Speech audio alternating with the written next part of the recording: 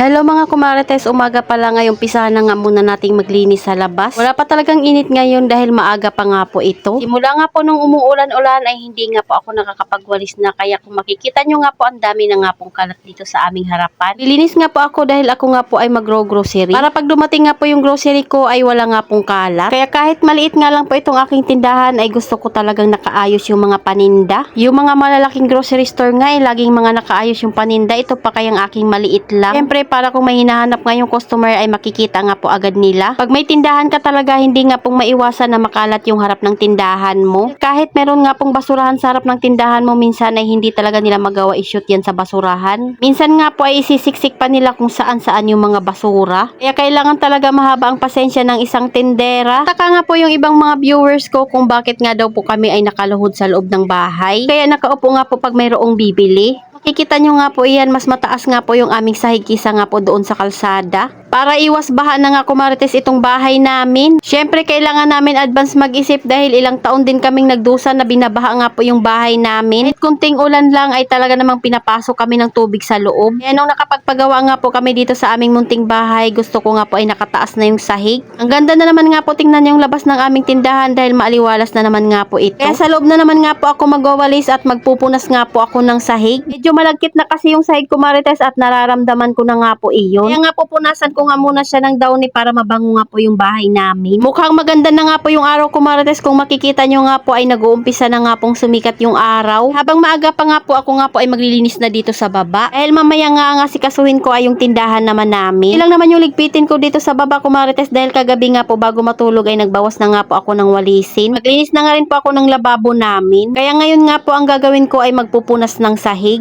Ayan, at kagigising nga lang ng bunso ko kaya sabi ko sa kanya ay magtimpla na muna siya ng gatas niya. Ang ganda lang talaga nitong aming lamesa kumarites dahil tingnan nyo naman pag magwawalis nga po ako ay pwede mo nga po yan itaas. Talaga namang napaka-space saver nga po nitong aming dining table. Kaya tuwang-tuwa talaga ako kumarites nung nabili na nga po namin ito. Tapos ko nga po ma-sure at matanggal yung mga alikabok ay magpupunas naman nga po ako ng sahig. Para hindi nga po malagkit apakan itong aming linoleum. Gusto ko kasi nakabukas itong aming pintuan kumarites para nga po nakakapasok yung sikat ng araw at yung hangin. Syempre para hindi naman nakakahiyang buksan yung aming pintuan ay naglilinis nga muna ako. Hindi lang malinis at gusto ko nga rin po talagang amoy mabango yung aming bahay. Inuugali ko talagang itong punasan itong aming sahig. Minsan nga po yung ginagamit ko pa ay color safe na Sunrocks dahil nababanguhan nga rin po ako doon sa color safe. Magaling nga po talaga makatanggal ng mga mancha-mancha.